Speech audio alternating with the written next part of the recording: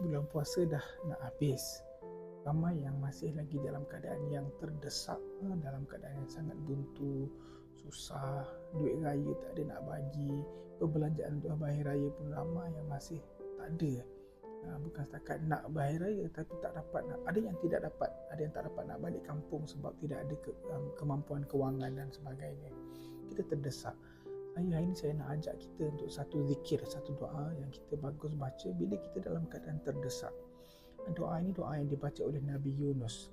La ilaha illa anta subhanaka inni kuntu minaz zalimin. La ilaha illa anta, tiada Tuhan ya Allah melainkan Engkau. Subhanak, Engkau yang maha suci ya Allah. Inni kuntu minaz zalimin, sesungguhnya aku di kalangan orang yang telah berbuat kezaliman, berbuat kesalahan. Ini doa yang Nabi Yunus baca. Kalau kita ingat Nabi Yunus dulu, Nabi Yunus ni berdakwah pada kaum dia jangka masa yang panjang.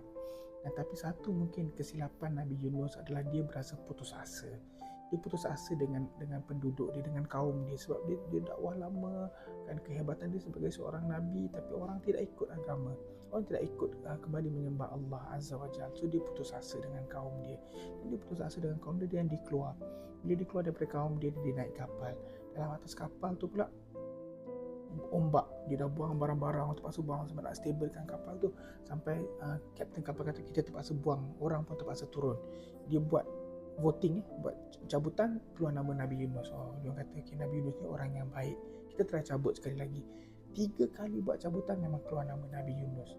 Maka dia buat keputusan untuk campak Nabi Yunus. Nabi Yunus ni dalam keadaan terdesak, putus asa, dicampakkan ke dalam laut yang luas. Dan dicampak dalam laut, kena makan pula dengan ikan nun, ikan whale, ikan paus kan. Kena makan dengan ikan.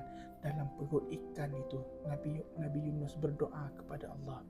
La ilaha illa anta subhanaka inni kuntu minaz zalimin. La ilaha illa anta, tiada Tuhan melainkan Engkau ya Allah. Tiada Tuhan yang layak disembah melainkan Engkau ya Allah. Subhanak, maha suci Engkau. Inni kuntu minaz zalimin, sesungguhnya aku di kalangan orang yang telah berbuat kezaliman. So kita pun sama. Kita mungkin ada pernah buat kesilapan. Mungkin masalah kita hari ini adalah sebab keputusan-keputusan, pilihan-pilihan yang telah kita buat sebelum-sebelum ini. Mungkin atas sebab orang yang lain. Tapi inilah doa yang diajar kepada kita ketika kita dalam keadaan yang terdesak, ketika kita buntu, ketika kita dalam keadaan sangat desperate. Kita banyakkan baca zikir ini. La ilaha illa anta subhanaka inni kuntu minaz zalimin. La ilaha illa anta subhanaka inni kuntu minaz zalimin. Harapannya doa kita ini diangkat oleh para malaikat kepada Allah kan. Ketika malaikat dengar suara Nabi Yunus, malaikat kata apa?